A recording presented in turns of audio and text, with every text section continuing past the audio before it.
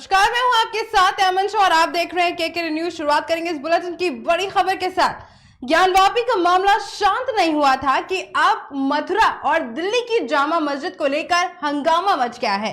वाराणसी की ज्ञानवापी मस्जिद में शिवलिंग मिलने के बाद हिंदू पक्ष के दावे के बीच दिल्ली की जामा मस्जिद को लेकर एक बवाल मच गया है।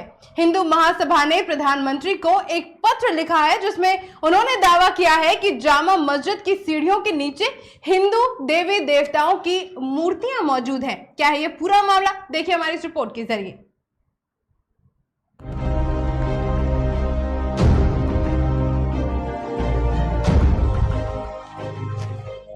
ज्ञानवापी का मामला शांत नहीं हुआ था कि अब मथुरा और दिल्ली की जामा मस्जिद को लेकर हंगामा मच गया है। वाराणसी की ज्ञानवापी मस्जिद में शिवलिंग मिलने के हिंदू पक्ष के दावों के बीच दिल्ली की जामा मस्जिद को लेकर हिंदू महासभा के प्रधानमंत्री को एक पत्र लिखा है जिसमें दावा किया गया है कि जामा मस्जिद की सीढ़ियों के नीचे हिंदू देवी देवताओं की मूर्तियां मौजूद हैं। हिंदू महासभा के अध्यक्ष स्वामी चरकपाणी ने प्रधानमंत्री नरेंद्र मोदी को पत्र लिखकर जामा मस्जिद का सर्वेक्षण करने का अनुरोध किया है। उन्होंने कहा है कि सीढ़ियों के नीचे हिंदू देवी देवताओं की मूर्तियां हैं, इसलिए जरूरी है कि खुदाई करके इन मूर्तियों को निकाला जाए। हिंदू महासभा ने ये मांग तब की है जब वाराणसी की ज्ञानवापी मस्जिद में शिवलिंग मिलने का दावा किया जा रहा है। हालांकि अभी हिंदू पक्ष और मुस्लिम पक्ष के अलग अलग दावे हैं। साकी मुश्ताक जो औरंगजेब के समकालीन थे, जो लेखक थे, उनके दरबार से जुड़े हुए थे, उन्होंने अपने पुस्तक में लिखा है कि जब खान बहादुर जोधपुर को मंदिरों को लूट करके और प्रतिमाएं लेकर के जब आता है औरंगजेब के पास, तो औरंगजेब वहाँ की जो सोना और हीरे जवाहरात होते हैं वो रख लेता है। बाकी प्रतिमाओं को, जो पत्थर की और कुछ ऐसी प्रतिमाएं होती है, उसको आदेश देता है कि जामा मस्जिद के सीढ़ियों में और जामा मस्जिद के नीचे जो है उसको दबवा दिया जाए। मेरा निवेदन है जामा मस्जिद के शाही इमाम से कि कृपया हिंदू महासभा मांग करती है कि उन प्रतिमाओं की मुक्ति के लिए, देवी देवताओं की मुक्ति के लिए, देश की सद्भावना के लिए कृपया हिंदू महासभा आपसे निवेदन करती है कि जामा मस्जिद की जो नीचे की खुदाई करने का आप एक हमें आप सहयोग करें, ताकि जामा मस्जिद के नीचे जो खुदाई करके अपनी देवी देवताओं को निकाल करके उनको यथास्थान रखा जाए। अन्यथा हमें माननीय कोर्ट का शरण लेना पड़ेगा और पूरी जामा मस्जिद की खुदाई करानी पड़ेगी। ये हमारी मजबूरी होगी, क्योंकि वहाँ पे जो साक्ष्य और ऐतिहासिक साक्ष्य और प्रमाण है उसके अनुसार ऐसा स्पष्ट हो चुका है कि अनेक हमारे देवी देवताओं की प्रतिमाएं जामा मस्जिद दिल्ली के नीचे सीढ़ियों में और तमाम जगह जो है उनको दफन किया गया है, उनको औरंगजेब के आदेश पे।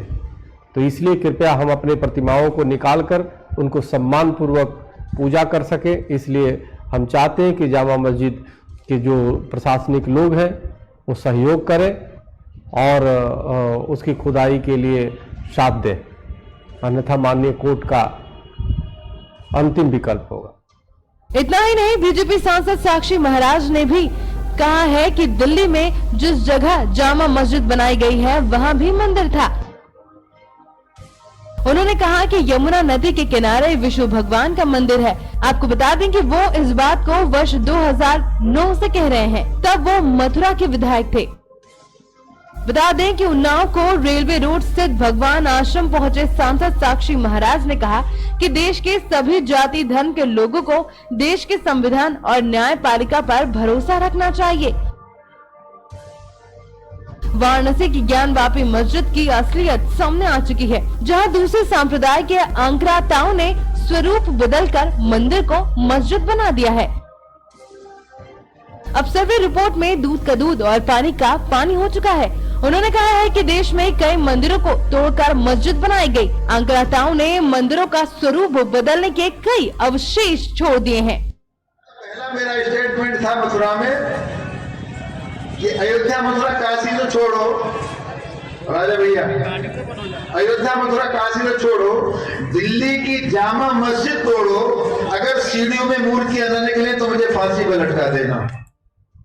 वहीं ओवैसी ने भी केंद्र सरकार पर निशाना साधा है। ज्ञानवापी मंदिर मस्जिद को लेकर खुलकर कहा है कि ज्ञानवापी मस्जिद परिसर के अंदर पाया गया शिवलिंग वास्तव में एक फव्वारा है और घोषणा की कि अगर इसे जांच के बाद शिवलिंग मान लिया जाता है तो ताजमहल में सभी फव्वारे बंद होने चाहिए। ये आप दिखाई दी अपनी असलियत, मेजॉरिटी कम्युनिटी का बिलीफ। तो क्या मेजॉरिटी कम्युनिटी का बिलीफ माइनॉरिटी कम्युनिटी के बिलीफ से ज्यादा होता है क्या? है ये क्या बात कर रहे हैं आप? बिलीफ पर चलेगा देश या संविधान पर चलेगा? ये क्या बात है? बिलीफ के ऊपर नहीं चलता देश। मेरी बिलीफ का क्या होगा? मैं आपके चरणों में पेश कर दूं मेरी बिलीफ को। कानून के मुताबिक चलेगा, आइन के मुताबिक चलेगा, संविधान के मुताबिक चलेगा, कोर्ट के फैसलों के मुताबिक चलेगा। आप बिलीफ कहां से लेकर आ रहे हैं इस चीज को? वहीं हिंदू महासभा और बीजेपी सांसद के दावों के बाद अब मुस्लिम संगठन और मौलानों में खलबली मच गई है। बरेली के मौलाना तौक़ी रजा ने आरोप लगाया है कि जिस तरह बाबरी मस्जिद को हमसे छीन लिया गया है उसी तरह ज्ञानवापी मस्जिद को भी हमसे छीना जा रहा है। तौक़ी ने एक बार फिर प्रधानमंत्री नरेंद्र मोदी को धर्त राष्ट्र कहा है। ज्ञानवापी के उस फाउंटेन को हुकूमत बेईमानी करके अदलिया का सहारा लेकर गलत फैसला करा के दूसरों की आस्थाओं की दुहाई देकर अगर कोई गलत फैसला किया जाता है तो इसके नतायज गंभीर हो सकते हैं। बाबरी मस्जिद के सिलसिले में हमने सिर्फ इसलिए कि हमारे मुल्क में अमन अमान बाकी रहे, वरना दुनिया जानती है कि बाबरी मस्जिद का जो फैसला हुआ है वो झूठा और बेईमानी पर मबनी है। लेकिन मुसलमानों ने सिर्फ इसलिए सब्र किया कि हमारे देश में अमन अमान बना रहे, देश में दंगे और फसाद का माहौल ना बने। तो हमारी इस कुर्बानी को हमारी कमजोरी ना समझा जाए। हम किसी भी कीमत पर यह बर्दाश्त करने को तैयार नहीं है। खासतौर से मैं हुकूमत उत्तर प्रदेश से ये मुतालबा करना चाहूंगा कि जिस तरह उत्तर प्रदेश की हुकूमत ने अयोध्या के मामले में